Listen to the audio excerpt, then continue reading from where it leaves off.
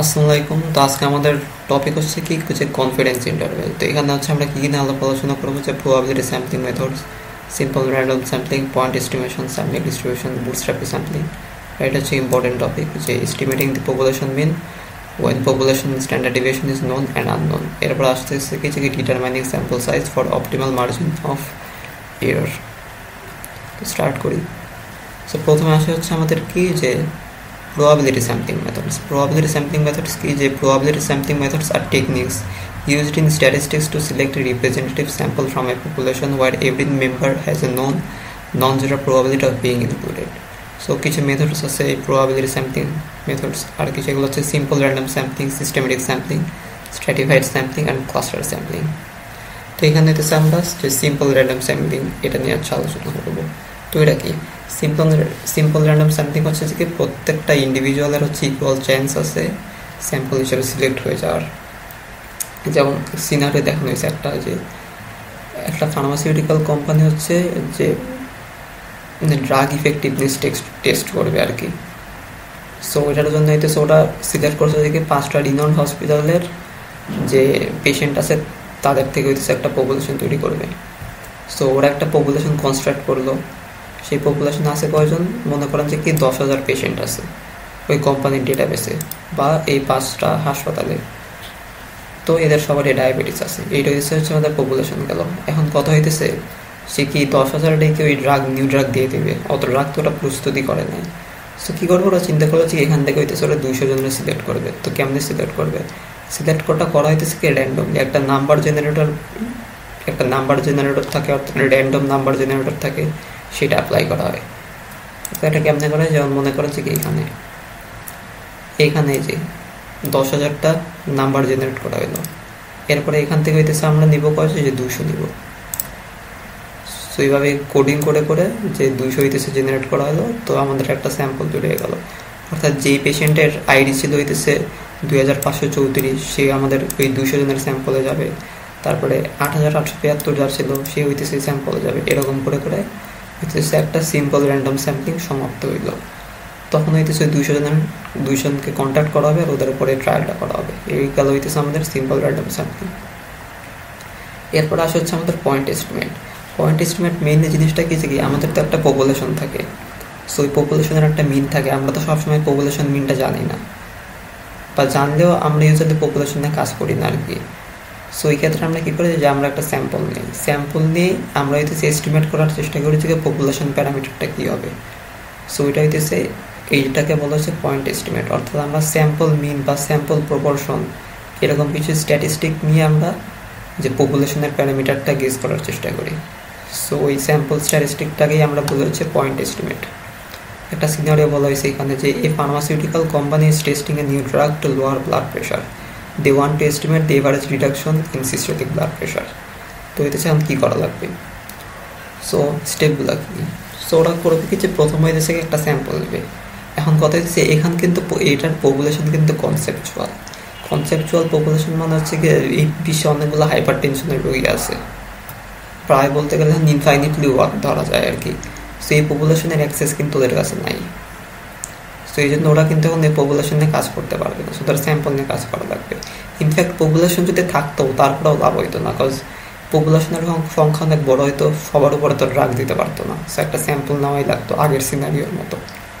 So ওরা একটা sample নেবে, মনে করো যে 50 জনের স্যাম্পল নিয়ে একটা 4 উইক পরে ওই ড্রাগ দেওয়ার 4 উইক পরে হইতেছে ওরা দেখছে যে কি কোন রোগীর কত % করে হইতেছে রিডাকশন হইতেছে ব্লাড প্রেশার আর কি। সো এই X1 X2 X3 ভাবে গেল, এই একটা ডেটা সেট আমরা পাইলাম বা একটা স্যাম্পল আমরা পাইলাম।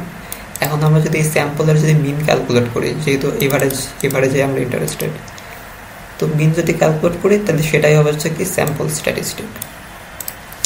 সো এই কেসে কি যে কি মিন হচ্ছে কি যে কি in this case mean of sample reduction data হচ্ছে স্যাম্পল স্ট্যাটিস্টিক। তো এই স্যাম্পল স্ট্যাটিস্টিকটাকে আমরা বলতেছি কি পয়েন্ট এস্টিমেট মিনের কেসে আর কি। যদি প্রপোর্শনের কেস হইতো, মনে করেন যে কি কোনো একটা পপুলেশন আছে, পপুলেশন থেকে একটা স্যাম্পল দিলাম, নিয়ে আমরা দেখলাম যে কি সেই স্যাম্পলের হইতেছে 100 জনের মধ্যে, মানে স্যাম্পল সাইজ হচ্ছে 100, তো 100 জনের মধ্যে হইতেছে 50 জন হচ্ছে স্মোক করে, তখন এই স্যাম্পল স্ট্যাটিস্টিকটা হয়তো কত 0.5। স্যাম্পল স্ট্যাটিস্টিক বা স্যাম্পল প্রপোর্শন হইতো কত 0.5, বাট এখানে আমরা প্রপোর্শন ইন্টারেস্টেড না, এখানে আমরা হচ্ছে এই মিন বা এভারেজ ইন্টারেস্টেড। সো তাই আমাদের স্যাম্পল স্ট্যাটিস্টিকটা হবে হচ্ছে এই স্যাম্পল রিডাকশনের মিন।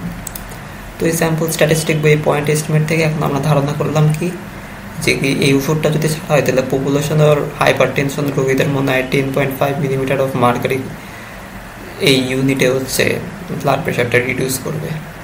সো এটাই তো ধারণা যে কোম্পানি এস্টিমেট এই যেটা ধারণা করলো ওরা, কিন্তু কথা হচ্ছে পয়েন্ট এস্টিমেট তো কারেক্ট হয় না। ইনফ্যাক্ট বেশিরভাগ সময় পয়েন্ট এস্টিমেট ভুলভাল থাকতেই পারে। যেমন মনে করেন ওরা যদি এই স্যাম্পলটা যদি বায়াস ভাবে নেয়, শুধু তাদেরকেই নিল যাদের ব্লাড প্রেশার হচ্ছে অনেক বেশি ছিল, যাদের একটু কম ওদের নেয় নেই। তো এই কেসে তো পয়েন্ট এস্টিমেটটা ভুল হয়ে গেল না, বিকজ পপুলেশন প্যারামিটারটা তখন হইতেছে মনে করেন 10.5 আসবে না, এই থেকে আর একটু 10.5-এর কাছাকাছি থাকবে না আর কি, বিকজ স্যাম্পল বায়াস হয়ে গেছে। তো এইসব ক্ষেত্রে হইতেছে কী করা যায়, ওইসব ক্ষেত্রেই এই জন্য হইতেছে আমাদের যে কনফিডেন্স ইন্টারভ্যালটা ক্রিয়েট করতে হয় আর কি। সো কনফিডেন্স ইন্টারভ্যাল কি আর কি, যে একটা কনফিডেন্স লেভেল থাকে মনে করেন 95%। এখন আপনি বলবেন কি যে একটা ইন্টারভ্যাল তৈরি করে আপনি বলবেন যে কি we are 95% sure that the true population mean falls within the interval.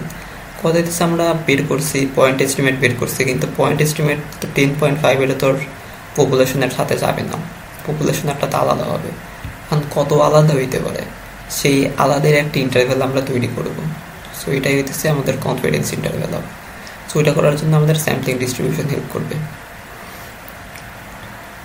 তাহলে স্যাম্পলিং ডিস্ট্রিবিউশন জিনিসটা কি, এটা মনে করেন আমাদের কাছে হচ্ছে একটা পপুলেশন সাইজ আছে, মানে একটা পপুলেশন আছে আর কি এন সাইজের।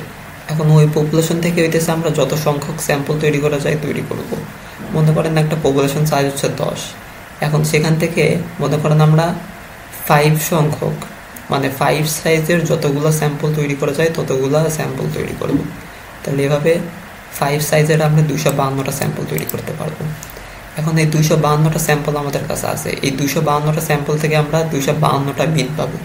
সেই 252টা মিন নিয়ে যদি আমরা একটা ডেটা সেট ক্রিয়েট করি, সেটাই হইতেছে স্যাম্পলিং ডিস্ট্রিবিউশন। এখন ওই ডেটা সেটটা হবে নর্মালি ডিস্ট্রিবিউটেড সেন্ট্রাল লিমিট থিওরেমের কারণে। তাহলে আমরা যদি এখন এম্পাইরিক্যাল রুল ইউজ করে দেখি যে ওই ডেটা সেটের মিডল 95%-এ কী কী ভ্যালু আছে, তাহলে আমরা কি বলতে পারবো যে ট্রু পপুলেশন মিন ওই 95% ইন্টারভ্যালের মধ্যেই পড়ে। এটা আগের লেকচার হইতেছে এটা নিয়ে আলোচনা করা হয়েছে এম্পাইরিক্যাল রুলস, ওইগুলো দেখলে বুঝতে পারবেন। সো এইভাবে আমরা কি যে 95% কনফিডেন্স ইন্টারভ্যালটা আমরা তৈরি করে ফেললাম। সো এটা গেল কখন, যখন আমরা জানবো যে আমাদের কাছে পপুলেশন ডেটাটা থাকবে। বাট ইউজুয়াল কেসে তো আমাদের পপুলেশন ডেটা তো থাকেই না, যেমন এইখানেই তো নাই। হাইপার টেনশনের রোগী বিশ্বে কতজন আছে কি আমরা জানি, তো ওদের নিয়ে পপুলেশন ডেটা তো ক্রিয়েট করা পসিবল না। সো আমরা এই স্যাম্পলিং ডিস্ট্রিবিউশন ইউজ করে কনফিডেন্স ইন্টারভ্যাল তৈরি করতে পারতেছি না। সো আমরা ঠিক এখনও বলতে পারতেছি না যে আমাদের যে point estimate 10.5 millimetre of mercury যে আসছে, এটা ঠিক এটার অ্যাকচুয়াল রেঞ্জটা কত দূর সেটা আমরা এখন বের করতে পারতেছি না। সো এটা করার জন্য আমাদের আর একটা কনসেপ্ট আসতে পারে, সেটা হচ্ছে বুটস্ট্র্যাপ ডিস্যাম্পলিং। এটা এক্সামে আসবে না শিওর থাকেন, বাট তাও বলা লাগতেছে আর কি ওই পরেরগুলো বোঝানোর জন্য। সো বুটস্ট্র্যাপ ডিস্যাম্পলিং আমরা কী করবো, সো আমাদের কাছে একটা অরিজিনাল স্যাম্পল ডেটা আছে, সেটা হচ্ছে কি স্যাম্পল রিডাকশন। ভালো কথা। এখন এখান থেকে হইতেছে আমরা বুটস্ট্র্যাপ স্যাম্পল তৈরি করবো 1000টা, চাইলে আরও বেশিও করতে পারি, যেহেতু এখন আমাদের কাছে কম্পিউটার আছে। যাই হোক, সো এখান থেকে আমরা বুটস্ট্র্যাপ স্যাম্পল তৈরি করবো কয়টা, 1000টা। সে প্রত্যেকটা বুটস্ট্র্যাপ স্যাম্পলে হইতেছে 50টা ভ্যালু থাকবে। অর্থাৎ আমাদের কাছে যে এই স্যাম্পল রিডাকশনের যে অরিজিনাল ডেটা সেটা আছে না, সেখান থেকে হইতেছে আমরা র্যান্ডমলি 50টা ভ্যালু নিব কি উইথ রিপ্লেসমেন্ট, মানে একটা ভ্যালু চাইলে আমরা বারবার নিতে পারি আর কি। সো মনে করেন যে কি এখানে মনে করেন 1 থেকে 50 পর্যন্ত ভ্যালু আছে। সো আমরা এখান থেকে 50টা ভ্যালু নেব। আমরা কিন্তু 1 থেকে 50 পর্যন্ত নিয়ে দিব না, আমরা মনে করেন 2 নিলাম 2 বার, 1 নিলাম 2 বার, 5 নিলাম 5 বার, এরকম করে দিতেছে আমরা বুটস্ট্র্যাপ স্যাম্পল তৈরি করবো। অবশ্যই র্যান্ডমলি নিতে হবে, আমরা মানে র্যান্ডম নাম্বার জেনারেটর ইউজ করে স্যাম্পলগুলো তৈরি করা লাগবে আর কি। সো ওইভাবে করলাম। এভাবে কয়টা স্যাম্পল তৈরি করবো আমরা, এভাবে আমরা হচ্ছে 1000টা বুটস্ট্র্যাপ স্যাম্পল তৈরি করবো। সো কে গুড করলাম। করার পরে কি করব, যে কি এই বুটস্ট্র্যাপ স্যাম্পলগুলো যে আছে এই 1000টা বুটস্ট্র্যাপ স্যাম্পলের জন্য আমরা 1000টা মিন পাবো, প্রত্যেকটা স্যাম্পল থেকে একটা করে মিন আসবে। তখন ওই মিনগুলো নিয়ে যদি আমরা ডেটা সেট ক্রিয়েট করি একটা, সেটাই হচ্ছে বুটস্ট্র্যাপ স্যাম্পলিং ডিস্ট্রিবিউশন। এই যে স্যাম্পলিং ডিস্ট্রিবিউশন এখানে আমরা বের করে ফেলছিলাম না, আর এখানেও আমরা একটা স্যাম্পলিং ডিস্ট্রিবিউশন বের করে ফেললাম, এটাই আমরা বলতেছি বুটস্ট্র্যাপ স্যাম্পলিং ডিস্ট্রিবিউশন। মানে ব্যাপারটা হইতেছে এরকম, হ্যাঁ আমাদের কাছে পপুলেশন ডেটা নাই, বাট আমরা এমন পর্যায়ে রিস্যাম্পলিং করছি যে এখন হইতেছে এই 1000টা বুটস্ট্র্যাপ স্যাম্পল থেকে আমরা চাইলে একটা পপুলেশনের ভালো একটা আইডেন্টিটি পেয়ে যাইতে পারতেছি। কেন পাইতেছি? কারণ হইতেছে আমরা এইখানে কি করছি, আমরা হইতেছে যে কি রিপ্লেসমেন্ট করে করে স্যাম্পল করছি। সো মনে করেন এই ডেটাটা যদি বায়াস হইতো, এই ডেটার কিছু কিছু ভ্যালু তো বাস্তব জীবনের সাথে হইতেছে মিল খাইতোই। সো রিপ্লেসমেন্ট করার কারণে হইতেছে কি যে এমন হইতে পারে যে কি 1000টা স্যাম্পলের মধ্যে কিছু কিছু জায়গায় ওই বাস্তব জীবনের সাথে যেগুলো হইতেছে ম্যাচ খায় সেগুলোও চলে আসছে। সো যেই কারণে এই 1000টা বুটস্ট্র্যাপ স্যাম্পল থেকে যখন আমরা একটা মিন মানে একটা ডিস্ট্রিবিউশন তৈরি করব, সেটা পপুলেশন ডেটার মতোই হবে আর কি। সো এই হইতেছে কনসেপ্ট। তো এখন তাহলে এই যে আমরা বুটস্ট্র্যাপ স্যাম্পলিং ডিস্ট্রিবিউশনটা পেয়ে গেলাম, তাহলে এইটার মাঝখানে 95%-এ কী কী ভ্যালুগুলো পড়তে পারে, সেই ভ্যালুগুলাই হইতেছে আমাদের ট্রু পপুলেশন মিন। সেই হয়ে গেল। সো এখান থেকে আমরা কী করবো, কনফিডেন্স ইন্টারভ্যালটা বের করে ফেলতে পারবো। সেই যে তো মনে করেন যে কি বুটস্ট্র্যাপ স্যাম্পলিং ডিস্ট্রিবিউশন আমরা বের করলাম, সো ওইটার মিন হচ্ছে এত, স্ট্যান্ডার্ড ডেভিয়েশন এত, তাহলে হইতেছে কি যে কনফিডেন্স 95%। ঠিক আছে, হ্যাঁ যে ধরেন ওরকম হয়েছে, এখানে কিন্তু 2 দিয়ে গুণ হবে। কি বলছে যে কি find 95% interval mean plus minus SD. Not mean plus minus SD, 2 into SD, because 95% data পড়ে কিসের মধ্যে, মিন থেকে 2 স্ট্যান্ডার্ড ডেভিয়েশনের মধ্যে। So we are 95% confident that the average reduction in blood pressure falls under the interval 2 into 0.5 হবে এখানে। So এইটাছে আমাদের গেল confidence ইন্টারভেলের case.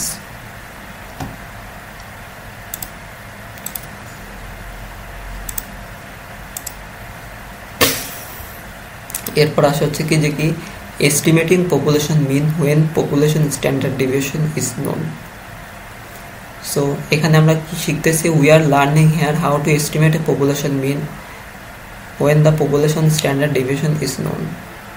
আর এখানে একটা অ্যাজাম্পশন আছে, সেটা হচ্ছে যে ডেটা হইতেছে নর্মালি ডিস্ট্রিবিউটেড হবে। সো বিষয়টা কি অ্যাকচুয়ালি, সেটা হচ্ছে আপনার কাছে একটা স্যাম্পল আছে আপনার কাছে জাস্ট, কিন্তু আপনার কাছে পপুলেশন মিন কত এটা আপনি জানেন না, কিন্তু পপুলেশন স্ট্যান্ডার্ড ডেভিয়েশন কত এটা আবার আপনি জানেন। সাউন্ডস আনরিয়েল, বাট ওরা আবিষ্কার করছেন, কিছু করা নেই, পড়া তো লাগেই। সো ব্যাপারটা এরকম যে একটা সিনারিও আমরা গেস করি, সো তখন বুঝতে পারবো। সো একটা বায়োটেক কোম্পানি করতেছে একটা নিউলি মোবিলাইজড এনজাইম টেস্ট করতেছে, সেটা হইতেছে for its efficiency in catalysing a reaction.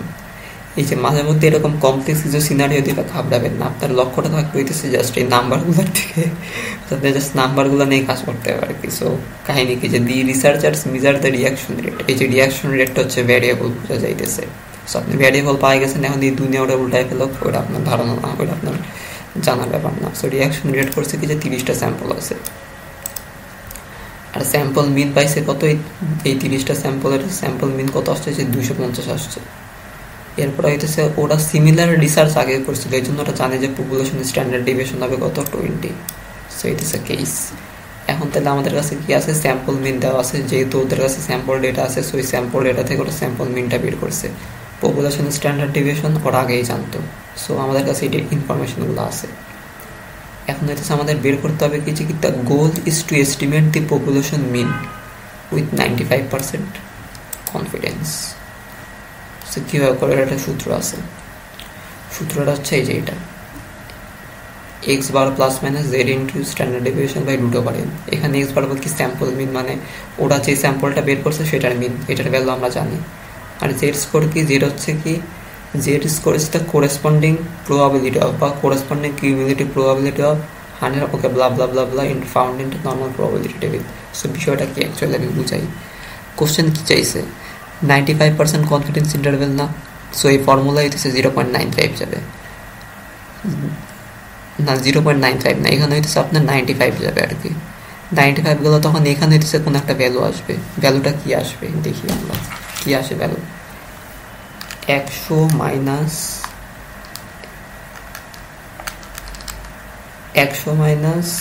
95 divided by 2, মানে 100 মাইনাস 95 ডিভাইডেড বাই 2, 97.5% আসতেছে।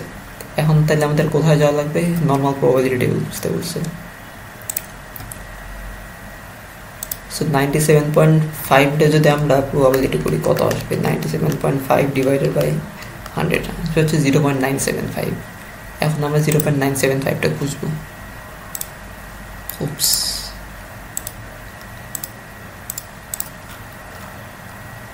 0.975 তাড়াতাড়ি এই যে পাইছি। সো এটার করেসপন্ডিং জেড সোরটা কি? এখানে কত আছে? 1.9, রাইট? আর উপরে কত আছে? 0.6, সো 1.96। তাহলে আমাদের এই জেড এর ভ্যালুটা আসতেছে কত? 1.96। আর স্ট্যান্ডার্ড ডেভিয়েশন তো জানাই, এন হচ্ছে স্যাম্পল সাইজ, এটাও আমাদের জানা। তাহলে এখন আমরা ইজিলি কনফিডেন্স ইন্টারভ্যালটা ক্রিয়েট করে ফেলতে পারবো। সো এই যে given X is equal to 215 micromole per minute, standard deviation N, Z স্কোরটা আমরা কত ক্যালকুলেট করছি? এই যে 1.96 ঠিকই আছে আমাদের। সো আমরা সবগুলো ভ্যালু বসাই দিলে ইন্টারভ্যালটা আমরা পেয়ে গেলাম। এরপর ইন্টারপ্রিটেশন যদি লিখতে দেয় তাহলে লিখবেন, নাইলে তো নাই। সো আমাদের এই কনটেক্সট ইন্টারপ্রিটেশন কি? যে the researchers can be 95% confident that the true mean reaction rate, এই যে আমাদের এই ভ্যারিয়েবল অফ ইন্টারেস্ট ছিল। সো কোথায় কি আছে না দেখে যদি সিনারিও বেশি কমপ্লেক্স করা, আপনার ফোকাস থাকবে হচ্ছে নাম্বারের দিকে আর ভ্যারিয়েবলের দিকে, কোন ভ্যারিয়েবল আমরা কাজ করতেছে। মাঝে মধ্যে ইচ্ছা করে দিতেছে কমপ্লেক্স কিছু সিনারিও দিকে যেন আপনি কোশ্চেনে না বুঝতে পারেন। সো ওইতেছে ঘটনা। সো এই যে তাহলে আমাদের কি হইতেছে? The researchers can be 95% confident that the true mean reaction rate of the immobilised enzyme lies between কত? এই যে 242.84, এই যে এখান থেকে এন্ড 257.16 বা 15। আচ্ছা 16, ওকে। এই কথা এই বাংলা মিডিয়ামে পড়ে হইতেছে একটা ঝামেলা হইতেছে, যে ইংলিশের নাম্বার প্রোনাউন্স করতে গেলে ঝামেলা হয়, তারপরে বাংলা ইংলিশ গুলায় বলি, তারপরে কখন বাংলা বলি কখন ইংলিশ বলতে গিয়ে তোতলাই আরো কত কিছু হইতেছে, হোয়াটএভার। সো এই আমাদের কি গেল? আমাদের গেল হচ্ছে কি এস্টিমেটিং মিউ মানে কি আমরা জানি পপুলেশন মিন, সিগমা মানে হচ্ছে স্ট্যান্ডার্ড ডেভিয়েশন, আর স্যাম্পল মিন কি? স্যাম্পল মিন হচ্ছে x bar. Sample standard deviation কি? স্যাম্পল স্ট্যান্ডার্ড ডেভিয়েশন হচ্ছে এস। সো এইটাছে আমাদের গেল এইটুক। এরপর হচ্ছে আমাদের আসে যে কি, এরপরের টপিক আমাদের আসবে estimating mu when standard deviation is unknown, এই যে এটা।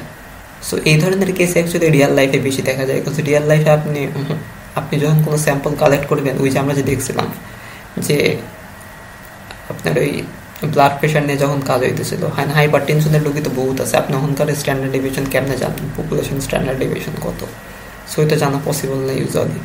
তো ওই সময় ওই ক্ষেত্রে হইতেছে আমরা এই পপুলেশন মিনটা কেমনে জানবো, সেইটা হইতেছে এমন দেখবো আমরা। সো যেহেতু এটা রিয়েল লাইফে বেশি ইউজ হয়, সো এই অ্যাজাম্পশনগুলো অনেক কমপ্লেক্স হবে, স্বাভাবিক। লাইফ ইজন্ট ইজি, যাই হোক। সো যে কি বলছে যে we rarely have the chance to get data whose population standard deviation is known. Real লাইফে আপনি এমন খুব কম ক্ষেত্রেই পাবেন যেটার পপুলেশন স্ট্যান্ডার্ড ডেভিয়েশন জানা থাকবে। তো we can use our sample mean and sample standard deviation to estimate population mean. So যদি আমাদের কাছে ইয়াটা জানা নেই, স্যাম্পল মানে পপুলেশন স্ট্যান্ডার্ড ডেভিয়েশন জানা নেই, বাট আমরা তাও স্যাম্পল স্ট্যান্ডার্ড ডেভিয়েশনটা একটা বিশেষভাবে ইউটিলাইজ করতে পারবো। বাট অ্যাজাম্পশনগুলো কি হইতে পারবে যে কি আমাদের স্যাম্পল ডাটা হচ্ছে র্যান্ডমলি স্যাম্পল হইতে হবে, মানে আপনি বায়াস করতে পারবেন না কোনো। ওকে, হইল। এরপরে কি যে কি ওই স্যাম্পলটা যে ডেটা থেকে আসছে সেই ডেটা নর্মালি ডিস্ট্রিবিউটেড হইতে হবে। সো মনে করেন আপনি এতেছে যে কি কয়েকজন রোগীর মানে ডায়াবেটিস রোগী তার ব্লাড প্রেশার নিলেন, নিয়ে একটা স্যাম্পল তৈরি করলেন, কিন্তু কোনো কারণে ওই স্যাম্পলটা যদি নর্মালি ডিস্ট্রিবিউটেড না হয় তাহলে আপনি এই ফর্মুলাগুলো ইউজ করতে পারবেন না। বাট আপনার এই টাইপের আপনাকে যখন এই টাইপের কোশ্চেন দেয় তখন ওইভাবে দিয়েই দিবে। বাট কখনো কখনো আবার যে থিওরিটিক্যাল কিছু জিজ্ঞেস করে ফেলতে পারে, যে বললো যে কি একটা ডেটা সেট নর্মালি ডিস্ট্রিবিউটেড না, তো এখন ওই ফর্মুলা ইউজ করা যাবে কিনা। সো একটু সাবধান থাকেন, অ্যাজাম্পশনগুলো ভালো করে পড়ে যায়। সো একটা গেল অ্যাজাম্পশন। এখন মনে করেন যে কি বলছে কি যে sample comes from a population data which is normally distributed. কারণ আপনি যদি না জানেন, মনে করেন আপনি জানেন না যে পপুলেশন ডেটা নর্মালি ডিস্ট্রিবিউটেড না, তখন কি? সো যে if you do not know about the second condition then we need to ensure that, তখন আপনি ইনসিউর করবেন কি যে স্যাম্পল সাইজ হচ্ছে 30 বা 30-এর বেশি হবে। ওইটা হলে হবে কি যে কি আপনার সেন্ট্রাল লিমিট থিওরেম, যেটা আমরা একদম লেকচার 1-এ ডিসকাস করেছিলাম। সো ওইটার কারণে হবে কি যে কি আমরা বুঝতে পারবো যে কি স্যাম্পল হইতেছে কিন্তু মানে 30-এর বেশি হইলে ওই স্যাম্পলিং ডিস্ট্রিবিউশনটা নর্মালি ডিস্ট্রিবিউটেড হয়ে যায়। সো পপুলেশন যাই হোক না কেন, প্যারা নেই। সো 30-এর বেশি যদি হয় sample size, so we are safe. আর মনে করেন যে কি 30-এর বেশি হইল না, এখন আমরা জানি না যে কি পপুলেশনটা নর্মালি ডিস্ট্রিবিউটেড কিনা, তারপরে আমরা এটাও দেখতেছি যে আমাদের স্যাম্পল 30-এর কম, তখন কি? তখন মনে করেন যে কি স্যাম্পল যদি নর্মালি ডিস্ট্রিবিউটেড হয়ে যায় তাহলেও প্যারা নেই। আর মনে করেন যে কি অ্যাজাম্পশন যদি তা কোনোভাবে যদি না মিলে তাহলে আমরা এটা ইউজ করতে পারবো না। যাই হোক, কোশ্চেনে দিলে হইতেছে কোশ্চেনে সবসময় অ্যাজাম্পশনগুলো মিলাই দিবে, নাহলে ম্যাথ বানাবে কেমনে ওরা। সো এটাই। সো এই কেসে যখন আমরা পপুলেশন স্ট্যান্ডার্ডাইজেশন জানা নাই আমাদের, আমরা কীভাবে কনফিডেন্স ইন্টারভ্যালটা ক্যালকুলেট করবো? ফর্মুলা হচ্ছে এটা। আগেরটাই কি ছিল? X bar plus minus z into sigma divided by root n. এখন এই জেডের জায়গায় চলে আসছে টি, আর এসের জায়গায় চলে আসছে সিগমা। টি বলতে হইতেছে টি স্কোর বোঝানো হইতেছে বা টি স্ট্যাটিস্টিক বোঝানো হইতেছে। এটার আবিষ্কার করছে হচ্ছে কি স্টুডেন্ট নামের একজন, মানে এটা পেন নেম ছিল। ওই বিজ্ঞানীর আসল নামটা আমার মনে আসতেছে না। যাই হোক, মদার দোকানে কাজ করতো, আই মিন ওইখানকার পরিসংখ্যানবিদ ছিল আর কি। সে এটা আবিষ্কার করছে টি স্কোর। এটার অনেক অ্যাপ্লিকেশন আছে, অনেক ফেমাস একটা জিনিস।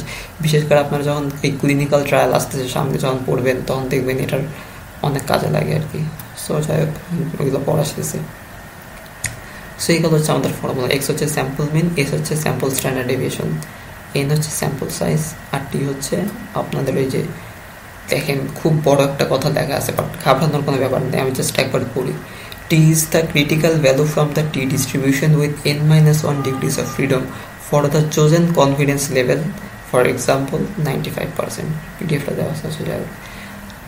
আর একটা কথা তো আমি বলতে ভুলে গেছি আপনাদের, এইখানে যে কি আমাদের যে এক্স এর পরে যেটা আছে না, ওইটাকে আমরা বলেছি মার্জিন অফ এরর বা মোয়ে ওকে, ক্লাসিক। যাই হোক, অ্যান্ড দ্যাটস ইট। এইখানে হচ্ছে যে এটা আছে না, এটাকে আমরা বলে হচ্ছে moe, I mean MOE, not moe, it's just MOE বা এমইউ বলে অনেক জায়গায়।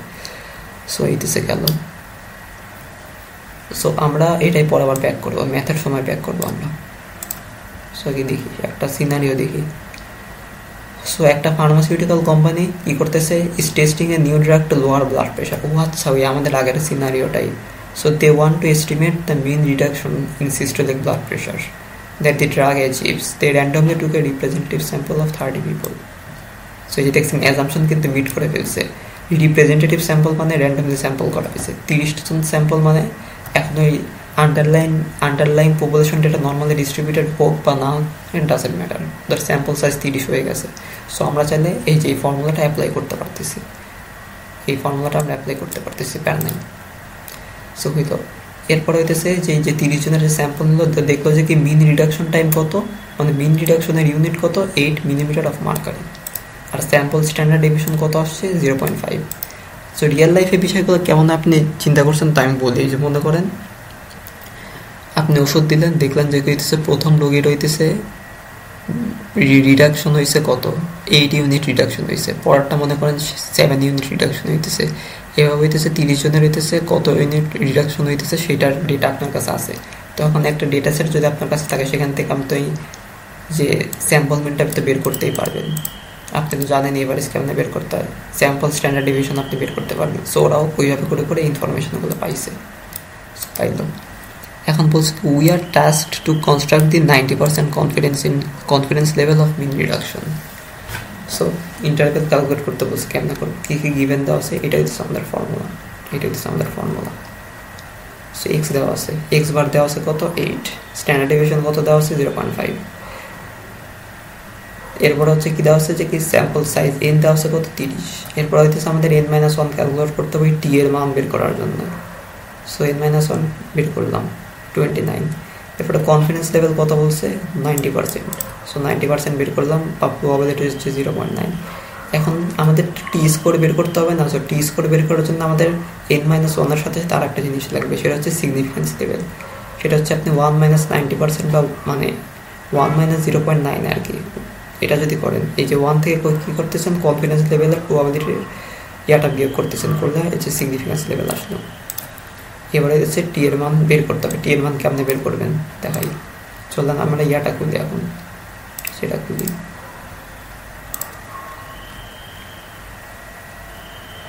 সো আমাদের n-1 কত আসছে, 29। সো ডিগ্রিজ অফ ফ্রিডম হচ্ছে আমরা প্রথমে 29-এ যাবো। 2 টেইল দেখবেন, নিচে কিন্তু আর একটা আছে যে কি 1 টেইল আছে, ওটা দেখবেন না। কনফিডেন্স ইন্টারভেল বের করার সময় যে 2 টেইল দেখবেন। সো ডিগ্রিজ অফ ফ্রিডম আসছে কত আমাদের, 29। সো এই যে এখানে হচ্ছে 29 আছে, 29, এই যে এখানে 29। তারপরে আমাদের হচ্ছে সিগনিফিকেন্স লেভেল কত, সিগনিফিকেন্স লেভেল হচ্ছে 0.1।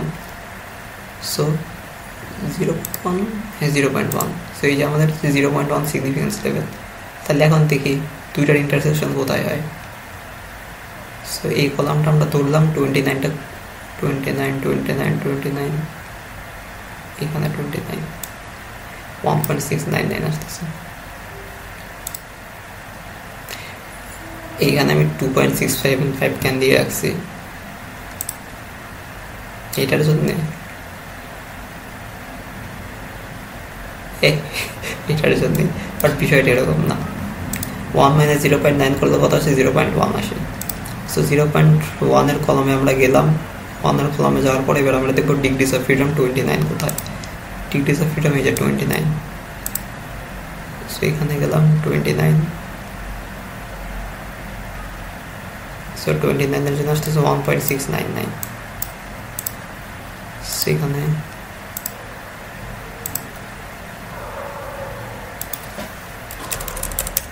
সো 1.699 আসতেছে। তাহলে এখানেও সেম। কি আমার কার্সার করি, 1.699 ক্যালকুলেট করলে কত আসে,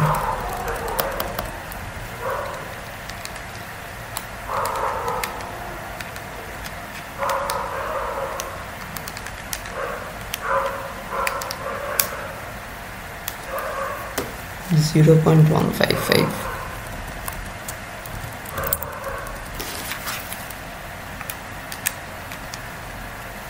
7.84।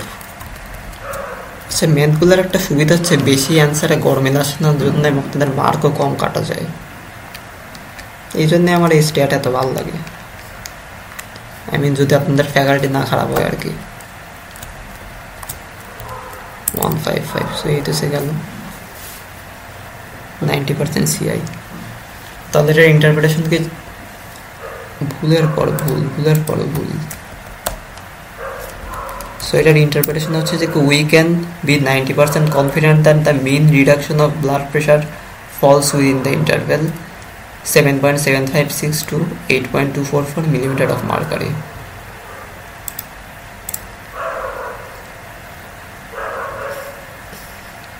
এবার আর একটা টপিক, সেটা হচ্ছে কি determining sample size for optimal margin of error. যে মনে করেন আমাদের যে মার্জিন অফ এরর যে এর আগে আসতেছিল অনেক বেশি আসতেছিল না, কখনো কিন্তু অনেক বেশিও আসতে পারে। যেমন মনে করেন আমরা 95% কনফিডেন্স ইন্টারভেল একটা বের করলাম, সেই ইন্টারভেল আসতেছে মনে করেন আপনার 25 থেকে 54। এখন এত ইন্টারভেল যদি থাকে তাহলে কি অ্যাকচুয়ালি ওই ইন্টারভেল বের করার কোনো মানে হইল? মানে কিন্তু হইতেছে না। 25 থেকে 54 মধ্যে ট্রু পপুলেশন মিন ফল করতে পারে। এর মানে কি, আমরা কি ইনসাইট পেলাম? কিছুই পাইলাম না বলতে গেলে। 24 হইতে পারে, 55 হইতে পারে, মাঝখানে কিছু হইতে পারে। সো ইন্টারভেলটা যদি কম থাকে তাহলে ভালো হয় না যে কি আমরা বললাম যে কি আমরা 95% শিওর যে কি ট্রু পপুলেশন মিনটা এটার মধ্যে থাকবে। সো বোঝাই যেতেছে 9, 7, 9, 8-এর মধ্যে কিছু একটা কিছু হবে। সো অনেক ক্লোজ এইগুলোর বেশি ইনসাইট দেয়। সো এখন এই যে শ্রিঙ্ক হয়ে যাওয়া বা অনেক বেশি স্প্রেড হয়ে যাওয়া, এই জিনিসগুলো কার উপরে ডিপেন্ড করে হচ্ছে মার্জিন অফ এররের উপরে। বিকজ এখানে যে স্যাম্পল মিন আছে, স্যাম্পল মিন তো যা ছিল তা থাকবেই, বাট এইটা চেঞ্জ করা যায়। সো এখন মনে করেন যে কি আমরা মার্জিন অফ এররটা ফিক্স যদি করতে চাই, যে আমরা বলবো যে কি আমরা মার্জিন অফ এরর হইতেছে এম এর বেশি নিব না। সো ওই ক্ষেত্রে হইতেছে আমরা আমাদের এক্সপেরিমেন্টে কী করতে পারি, সো তখন হইতেছে আমাদের একটা স্যাম্পল সাইজের মধ্যে একটা পরিবর্তন আনা লাগবে। সো এটা বিষয়গুলো কী চাই, imagine that we do not want our marginal error to be more than m, how can we achieve so, recall the formula of calculating margin of error when the population standard deviation is known. অর্থাৎ population standard deviation যদি known থাকে তাহলে আমরা কী করছিলাম ওইটা, এই যে এটা বের করলাম। এখন এখান থেকে কি দেখেন, জেড স্কোর তো ফিক্স থাকবে, এমওইউ ফিক্স হয়ে যাবে, স্ট্যান্ডার্ড ডিভিয়েশন এটাও ফিক্স থাকবে, বাট এটা ফিক্স থাকবে না, বা এটা ম্যানিপুলেট করা বেশি ইজি। আমরা জাস্ট যদি একটা স্যাম্পল সাইজ চাইলেই বাড়াইতে পারবো। সো যেহেতু এই এনের ম্যানিপুলেট করা ইজি আর অন্যগুলো থেকে, সো আমরা এন ক্যালকুলেট করব, আর এখানে এমইউ হচ্ছে ফিক্স হয়ে থাকবে।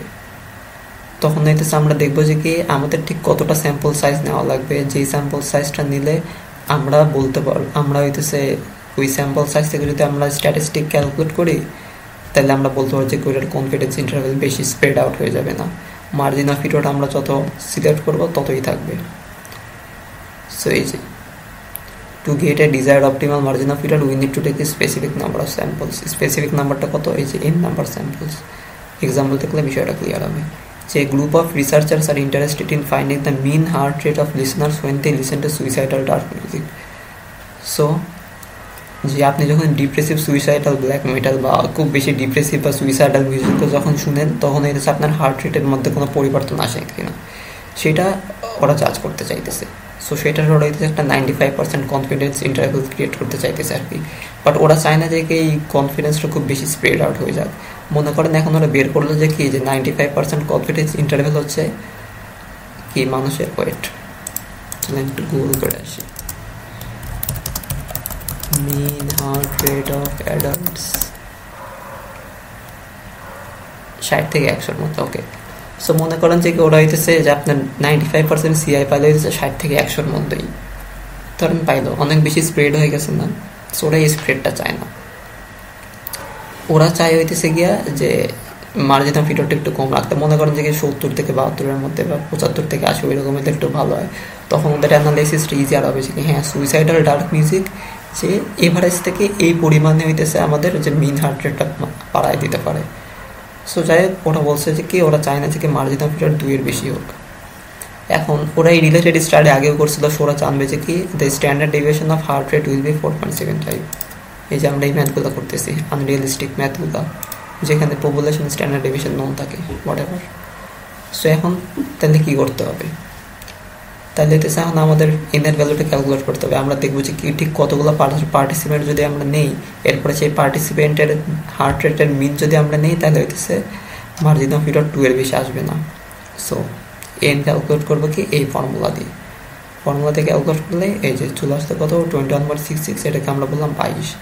তাহলে ইন্টারপ্রিটেশন কি যে so at least 22 participants R required to achieve A margin of error of 2 with 95% confidence. So এখন মনে করেন যে এই 22 জনের হার্ট রেটের যদি আপনি মিনটা নেন তাহলে ধরেন মিন যদি মনে করেন আসতো কত, মিন ধরে মনে করেন 75 আসছে, তাহলে আমাদের কনফিডেন্স ইন্টারভ্যাল 95% কনফিডেন্স ইন্টারভ্যাল কত হবে জানেন, 75 - 2, 75 + 2 বা 75 ± 2, বাস মার্জিন অফ এরর 2 থাকবে, বিকজ আমরা স্যাম্পলটা সাজাই নিচেই হয়ে যাবে। এই হচ্ছে গেল ঘটনা। এখানে স্ট্যান্ডার্ড ডেভিয়েশনের অনেক বড় একটা ভূমিকা আছে যেটা বোঝা যাইতেছে, যাই হোক ওটা জানা লাগবে না। এরপর আসতেছে কি যে population standard deviation is unknown, মানে রিয়েলিস্টিক কেস যেটা।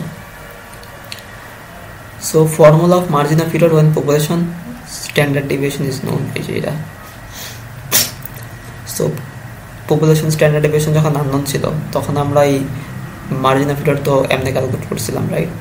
সো মানে ফর্মুলাটাও চেঞ্জ হচ্ছে, এখান থেকে আমাদের এন এর ভ্যালুটা বের করতে হবে আর এই টিআরএস এর ভ্যালুগুলো দেওয়া থাকবে। এখন এখানে একটা কেস আছে, সেই কেসটা হচ্ছে we can not find the value for T due to a paradox. প্যারাডক্সটা কি জানেন, টি এর মান যদি আপনি বের করতে চান তাহলে আপনার এন এর মান লাগবে, বিকজ টি এর মান আমরা n-1 ডিগ্রিস অফ ফ্রিডম করে বের করেছিলাম। ওই জন্য আপনি চাইলে টি এর মান বের করতে পারবেন না, উপায় নেই কোনো। যেহেতু বের করতে পারবেন না তাই কি করা লাগবে জানেন, আপনারা বাধ্য হয়ে এই টিটা ইউজ না করে জেড ইউজ করা লাগবে। আর হইতেছে আপনার মানে আপনি এই ফর্মুলাটা ইউজ করবেন মেইনলি, এইটা একদম পুবো এটা ইউজ করবেন। বাট পপুলেশন স্ট্যান্ডার্ড ডেভিয়েশন তো আমরা জানি না, এখন কি করব? আমরা করবো কি, আমরা স্যাম্পল স্ট্যান্ডার্ড ডেভিয়েশনের ফর্মুলাটা ইউজ করব। এই যে ফাইনাল সূত্র আসতেছে এটা, n is equal to ZS divided by MOA square. যখন পপুলেশন স্ট্যান্ডার্ড ডেভিয়েশন জানা ছিল তখন আমরা সিগমা ইউজ করছিলাম, এখন স্যাম্পল স্ট্যান্ডার্ড ডেভিয়েশন ইউজ করতেছি এটাই। সো এটার একটা এক্সাম্পল দেখি। এক্সাম্পলটা কি, যে a researcher is interested in finding the mean stress score of black university microbiology student using the famous PSST method for the first time. So the researcher does not blah blah blah blah, বাংলায় বলি সেটা হইতেছে যে কি, একটা researcher হচ্ছে জানতে চায় যে কি ব্র্যাকের মাইক্রোবায়োলজির ছাত্রছাত্রীদের স্ট্রেস স্কোরটা কত। সো PSS10 মেথড একটা আছে, অনেক পপুলার একটা মেথড, সেখানে হইতেছে আপনার স্ট্রেস স্কোর আপনি চাইলে মেজার করতে পারেন। সেটাতে 40-এর মধ্যে সবার স্কোর করা যায়, 40-এর মধ্যে কার স্ট্রেস স্কোর কত সেটা। সো ওইতেছে একটা রিসার্চার এটা এক্সপেরিমেন্টটা করতে চাইতেছে, জানতে চায় যে কি এই ডিপার্টমেন্টের ছাত্রছাত্রীদের স্ট্রেস স্কোরের এভারেজটা কত আসবে। সো সে চায় না যে কি ওই যে মার্জিন অফ এরর 1.25 বেশি হোক। তাইলে এখন সে যদি এই রিকোয়ারমেন্টটা স্যাটিসফাই করতে চায় তাহলে তাকে কতগুলো স্যাম্পল নেওয়া লাগবে, মানে how many student should he sample from the department two get A margin of error of 1.25। Population standard deviation unknown, কেন? কারণ সে রিসার্চটা প্রথমবার করতেছে, ও জানে না অত কিছু। এই জন্য ও করছে কি হচ্ছে আপাতত যে মনে করেন 10-11 জন স্টুডেন্ট নিয়ে হইতেছে তাদের স্ট্যান্ডার্ড ডেভিয়েশন, তাদের স্ট্রেস, প্রথমে তাদের স্ট্রেস স্কোরটা হইতেছে ক্যালকুলেট করছে, করার পরে সেই স্ট্রেস স্কোরের হইতেছে স্ট্যান্ডার্ড ডেভিয়েশনটা নিছে, নেওয়ার পর আসছে হচ্ছে 5.6, আর তার ডিজায়ার্ড কনফিডেন্স লেভেল হচ্ছে 95%। তো এখন আমাদের ক্যালকুলেট করতে হবে কি যে how many students should he sample from the department two get A margin of error of 1.25। এই শেয়ালটাকে নাকি বাইরে না, আই গেস কুকুর ছিল, যাই হোক। সো এই যে এই ফর্মুলাটা হইতেছে আমরা ইউজ করব। এই ফর্মুলাতে কি বলা আছে যে n is equal to ZS divided by MOA whole square। So আমাদের z এর ভ্যালু হইতেছে এখন বের করা লাগবে 95% এর জন্য z কত আসতে পারে। 95 এর জন্য z কেমনে বের করছিলাম আমরা, 100 minus 95 divided by 2, অর্থাৎ 97.5 বা 0.97। আমরা উপরে তো বের করছিলাম, এটা বের করে দেখাইছিলাম। সো ওটা যদি বের করি তখন দেখবেন জেড স্কোর আসতে হচ্ছে 1.96। সো জেড এর মান বসালাম, স্যাম্পল স্ট্যান্ডার্ড ডেভিয়েশন কত 5.6, সেটা বসাই দিলাম। এরপরে হচ্ছে মই মার্জিন অফ এরর কত, সেটা হচ্ছে 1.25। সো 1.25টা বসাই দিলে আমাদের, আমি কি গাঁজা খাই এইসব লিখছি নাকি আজও। এটা হচ্ছে 78, সেটা হচ্ছে 78। তো এই যে চলে আসলো আমাদের অ্যান্সার।